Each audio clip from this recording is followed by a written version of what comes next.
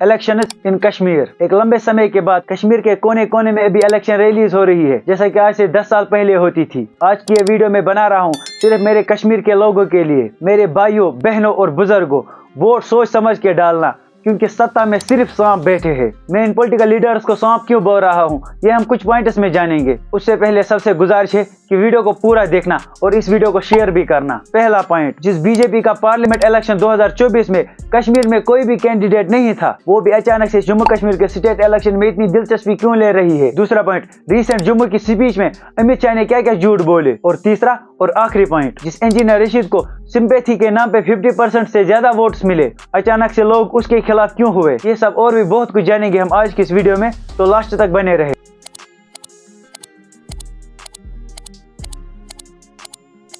पहला पॉइंट, जिस बीजेपी का पार्लियामेंट इलेक्शन 2024 में कश्मीर में कोई भी कैंडिडेट नहीं था, वो भी अचानक से जम्मू कश्मीर के स्टेट इलेक्शन में इतनी दिलचस्पी क्यों ले रही है। इसका जवाब सिंपल है, क्योंकि इस साल बीजेपी ने जो टारगेट सेट किया था 400 पार का, वो तो अधूरा ही रह गया। इसलिए बीजेपी जम्मू कश्मीर के स्टेट इलेक्शन में इतनी दिलचस्पी ले रही है ताकि वो मैक्सिमम सीट्स ले पाए। आप सोचो, ये बीजेपी जिसने 2019 का इलेक्शन सिर्फ कश्मीर के नाम पे जीता, कि हमने वहां पे आर्टिकल 370 रिमूव किया, Balakot attack, Pulwama attack etcetera, इसी की वजह से 2024 के इलेक्शन बीजेपी ने जीता। बाद में पुलवामा अटैक की असलियत क्या थी, ये तो सत्यपाल मलिक जी ने बहुत अच्छे से बताया। खैर, आज से 4 महीने पहले जब पार्लियामेंट इलेक्शन हुए, उस टाइम पे अमित शाह ने कश्मीरी लोगों को बोला कि एनसी और पीडीपी को छोड़ के आप किसी भी पार्टी को वोट करना। मतलब समझ रहे हो, खुद का तो कोई कैंडिडेट कश्मीर में नहीं उतारा, फिर भी लोगों से पूछा कि एनसी और पीडीपी को छोड़ के किसी को भी वोट करना। इसका मतलब सिंपल है कि एनसी और पीडीपी को छोड़ के बाकी सारी पार्टियों को बीजेपी बैक कर रहा है। बीजेपी को ये अच्छे से पता है कि अगर हमने डायरेक्ट कोई कैंडिडेट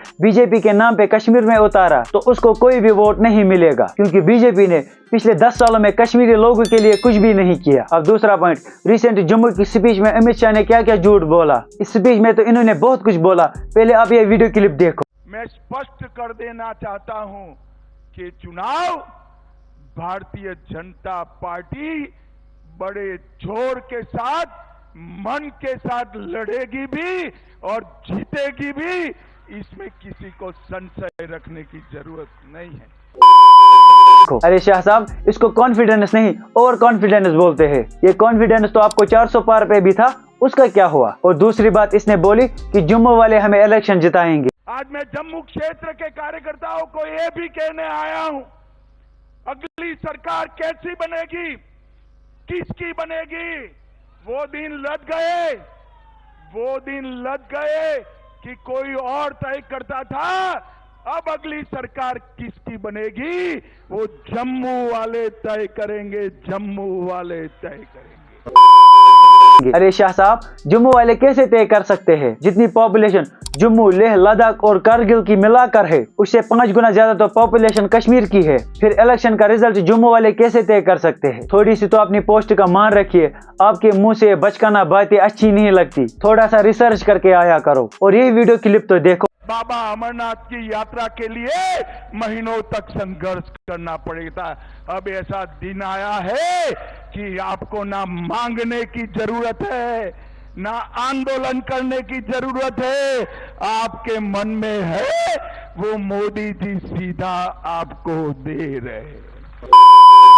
भाई, ये बीजेपी वाले एम्प्लॉयमेंट पे बातें क्यों नहीं करते, एजुकेशन पे बातें क्यों नहीं करते और डेवलपमेंट पे बातें क्यों नहीं करते। अभी वे वही घिसी पिटी राजनीति कर रहे हैं। पता नहीं ये बीजेपी एम्प्लॉयमेंट पे, डेवलपमेंट पे और एजुकेशन पे बातें कब करेंगे। खैर, अगर आपने मेरा ये वाला वीडियो देखा होगा तो आपको पता होगा कि एनसी ने अपने मैनिफेस्टो में सबसे पहला वादा क्या किया था। एनसी का पहला वादा है restoring over political and legal status, मतलब restoration of article 370 and article 35A। इसके ऊपर अमित शाह ने बोला, जम्मू कश्मीर में कांग्रेस और एनसी फिर से अलग झंडा लाने वाले हैं। आप लाने दोगे? अरे जोर से बोलो, लाने दोगे? 370 एनसी और कांग्रेस फिर से लाना चाहते हैं, लाने दोगे? जोर से बोलो, लाने दोगे? एक और बात अमित शाह ने बोली है, कांग्रेस का परिवार, एनसी अब्दुल्ला परिवार और पीडीपी का मुफ्ती परिवार, ये तीनों परिवारों ने अरबों खरबों रुपया लूटा है। मैं इन बीजेपी वालों से पूछना चाहता हूं कि आप लोगों ने क्या किया। जिस अटल सेतु ब्रिज को बनाने के लिए तुम लोगों ने 17,800 करोड़ से भी ज्यादा पैसे खर्च किए, उसमें तो पहले ही महीने में दरारें आ गई।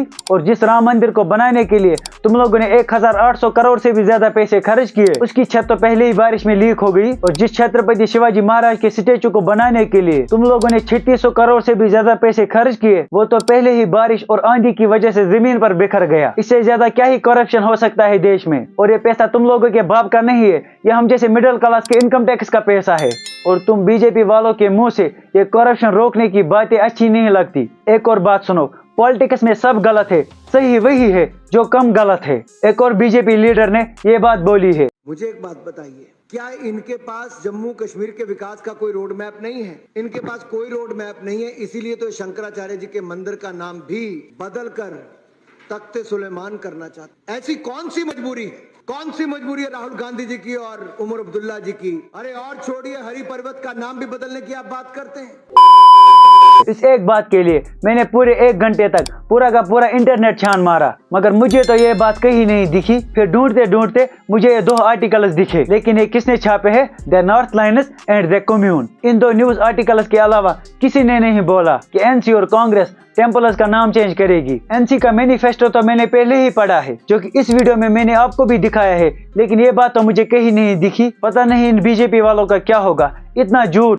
अभी मैं गाली नहीं दे सकता। नहीं, गाली नहीं देना। अब फैमिली देखती है, वरना मैं ऐसे गाली दूं, ऐसे गाली दूं ना, जिंदगी भर याद रखें ये बड़े। अब आखिरी बात सुनो, जिस इंजीनियर रशीद को सिंपैथी के नाम पे 50% से ज्यादा वोट्स मिले, अचानक से लोग उसके खिलाफ क्यों हुए? देखो, ये सबको पता है कि इंजीनियर रशीद को सिंपैथी के नाम पे 50% से ज्यादा वोट्स मिले, क्योंकि कश्मीर के लोग बहुत काइंड हार्टेड है। उन्होंने सोचा कि अगर हमारे एक वोट डालने से एक इंसान जेल से रिहा हो जाएगा तो ये बहुत अच्छी बात है। मगर सब उल्टा हुआ, क्योंकि इंजीनियर रशीद के बेटे ने सिंपैथी कार्ड खेला। ये मैं नहीं बोल रहा हूँ, ये तो वो लोग बोल रहे हैं जिन्होंने इंजीनियर रशीद साहब को वोट डाले। सूस बह करान इंजीनियर रशीद साहबनिस फर्जनस।